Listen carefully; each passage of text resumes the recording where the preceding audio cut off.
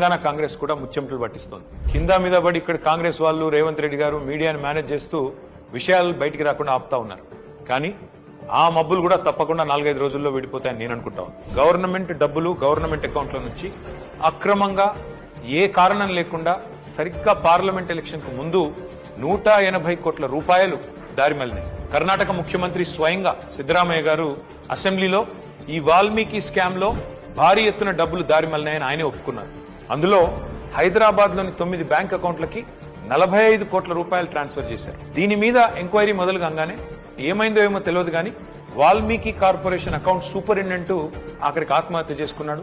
ఇవాళ ఆయన కుటుంబం రోడ్డున పడే పరిస్థితి. బ్యాంక్ అధికారులతో సహా 11 మందిని ఈడీ అరెస్ట్ చేసింది. కర్ణాటక నుండి మన తెలంగాణకు అక్రమంగా ఈ డబ్బు ఏ అకౌంట్లలోకి వచ్చింది, ఆ అకౌంట్లు ఎవరివి, ఈ తీగ లాగితే తెలంగాణ కాంగ్రెస్ డొంక మొత్తం కదులుతా ఉన్నది. మొన్న పార్లమెంట్ ఎన్నికల్లో తెలంగాణ కాంగ్రెస్ పార్టీ తన ఖర్చులకు ఈ డబ్బులే వాడినట్టుగా అనిపిస్తా ఉంది.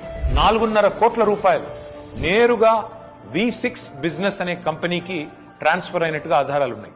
ఈ V6 బిజినెస్ కంపెనీ ఓనర్ ఎవరు? SIT, CID, ED ఈ దాడులన్నీ జరిగిన తర్వాత కూడా మన తెలుగు మీడియాలో ఈ వార్తలు రాకుండా అడ్డుకుంటున్నది ఎవరు? పార్లమెంట్ ఎన్నికల సమయంలో కొన్ని బంగారం షాపులు, బార్ల నుండి భారీ మొత్తంలో డబ్బులు తీసుకున్నట్టుగా తెలుస్తా ఉంది.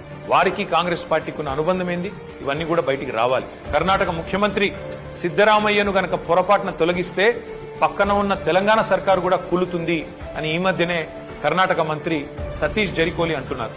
మరి కర్ణాటక కాంగ్రెస్ తో తెలంగాణ కాంగ్రెస్ కు అంతలాగా పెనవేసుకున్న ఈ అనుబంధం ఈ వాల్మీకి స్కామేనా?